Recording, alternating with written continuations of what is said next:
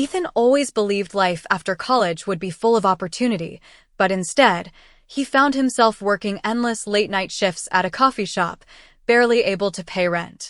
The promises of his degree in communications evaporated as quickly as the steam from the espresso machine. When his landlord raised the rent, he had no choice but to pack his bags and move into the old countryside home of his late grandmother, a house now maintained by his Aunt Lillian.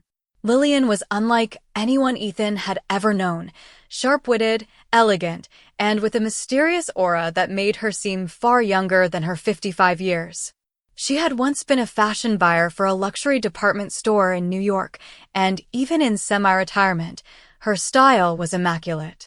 Her home, tucked away in a sleepy town, looked like a picture from a lifestyle magazine: cream walls, tall bookshelves, and a faint trace of expensive perfume lingering in every room.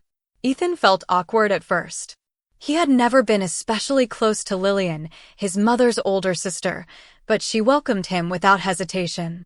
"You'll stay here until you're back on your feet," she said, her voice calm but firm, as if the matter wasn't up for debate. The first week passed quietly. Ethan helped with chores, spent evenings with Lillian over tea, and tried to ignore the shame of his failed independence. But one night, while looking for an extra blanket, he stumbled into the wrong wardrobe in the guest room. What he found stopped him cold. Dozens of dresses, neatly arranged by color. Silk blouses, pencil skirts, coats in shades of emerald and navy. Shoes lined up like soldiers. And tucked into one corner, carefully stacked boxes of wigs. His heart raced. This wasn't just a wardrobe. It was a second life. Before he could process it, Lillian's voice came from behind him. "You weren't meant to find that, but maybe it's time you did." Ethan spun around, cheeks burning. I wasn't snooping, I swear. Lillian raised a hand, stopping him. She wasn't angry. Instead, there was something almost relieved in her eyes. "You remind me of someone," she said softly. "Someone who once stood in this very room, staring at those same clothes, unsure if it was wrong to want to wear them." Confused, Ethan stammered, "Who?" Lillian smiled faintly. "Me." The revelation floored him. His glamorous, confident aunt had once lived in hiding too. And then, as if she had been waiting years for this moment, she added, "Ethan, have you ever felt like there's a version of you the world hasn't met yet?" Her question cut deeper than he expected. Because the truth was yes. He had felt it, quietly, secretly, since his teenage years when he used to sneak into his mom's closet late at night. But he had buried that part of himself, ashamed and afraid. Now, in this house, with Lillian's knowing gaze fixed on him, those buried feelings began to surface.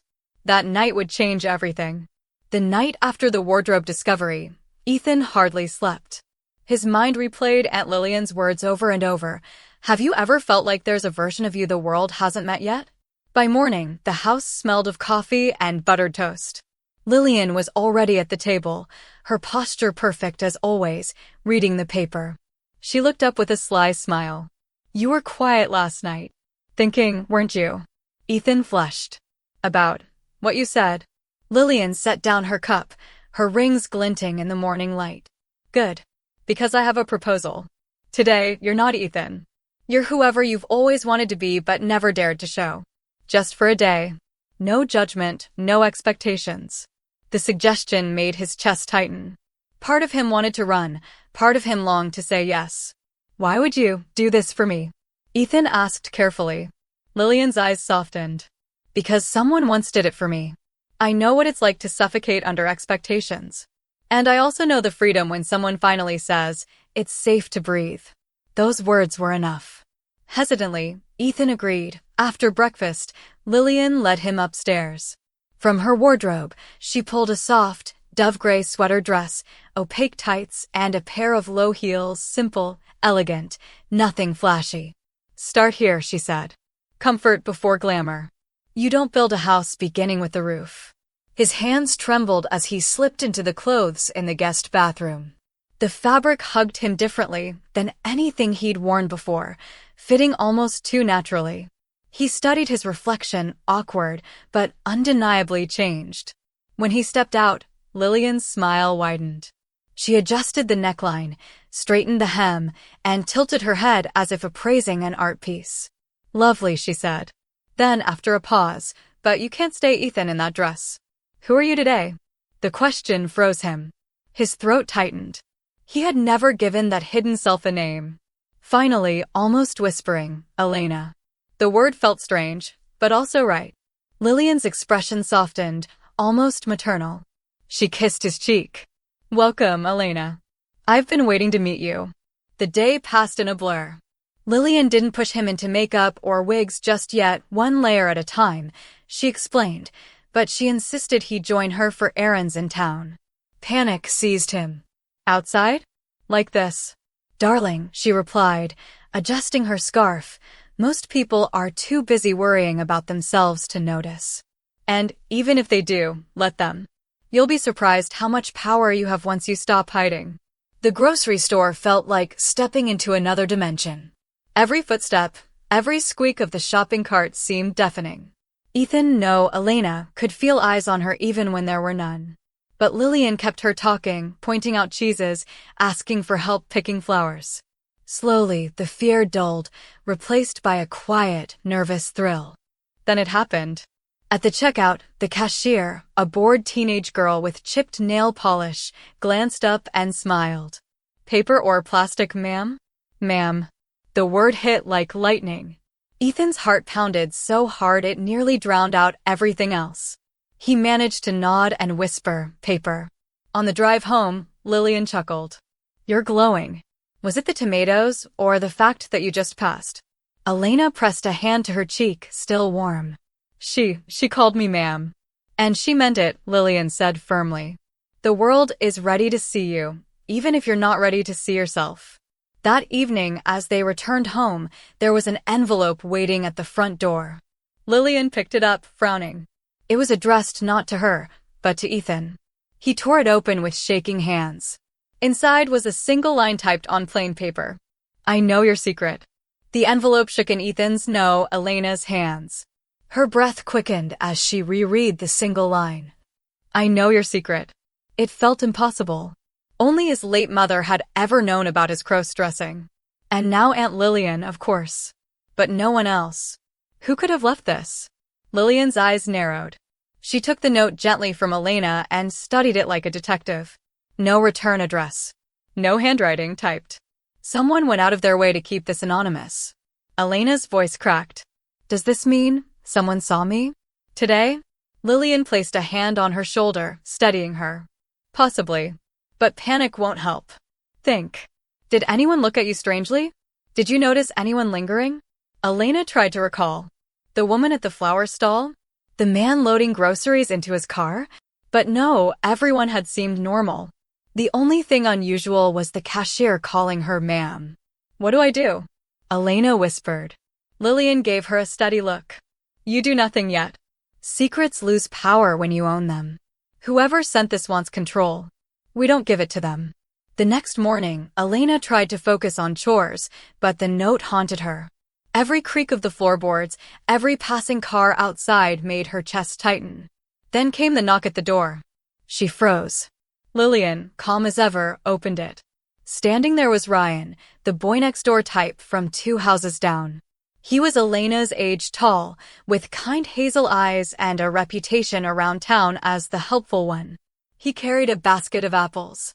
"Thought you might like some fresh from our orchard," Ryan said, smiling. But when his eyes flicked past Lillian to Elena, still in her gray sweater dress, his smile faltered. Only for a second, but enough for Elena to notice. Her stomach dropped. Did he know? Ryan cleared his throat, shifting awkwardly. "I should get going. Enjoy the apples." He placed the basket down and left quickly, almost too quickly. Elena turned to Lillian, panic flooding her. "It's him. He knows." But Lillian shook her head firmly. "Don't leap to conclusions. That boy has probably never seen a pair of heels in his life. His surprise might have been nothing more than, well, surprise." Still, Elena couldn't shake the feeling. Later that afternoon, Lillian suggested they bake a pie with the apples. Anything to distract Elena from spiraling. They worked side by side in the kitchen, rolling dough, slicing fruit, sprinkling cinnamon. As the pie baked, Lillian poured wine and spoke softly. You must understand something, Elena. Fear feeds on silence. If you want to take control, you must learn to live boldly. Not just in this house. Out there. Elena looked down at her flour-dusted hands. Out there, I'm Ethan. No, Lillian said firmly, her eyes sharp. Out there, you can be Elena too. But only if you decide she's real. The words sank in, heavy and terrifying. And yet, thrilling. For the first time, Lillian spoke her name again. Elena, my dear, you deserve a life where you're not waiting for permission to exist. It was the first time anyone had spoken Elena aloud so tenderly. It felt like a spark catching flame. The next evening, Lillian invited a couple of friends over for dinner, 2 women from her old-fashioned days. Elena begged to stay hidden, but Lillian insisted.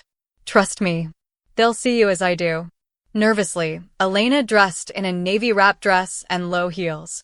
She kept her makeup minimal, hands trembling as she applied mascara. At dinner, the conversation flowed easily. The women chatted about old times, sipped wine, laughed at stories.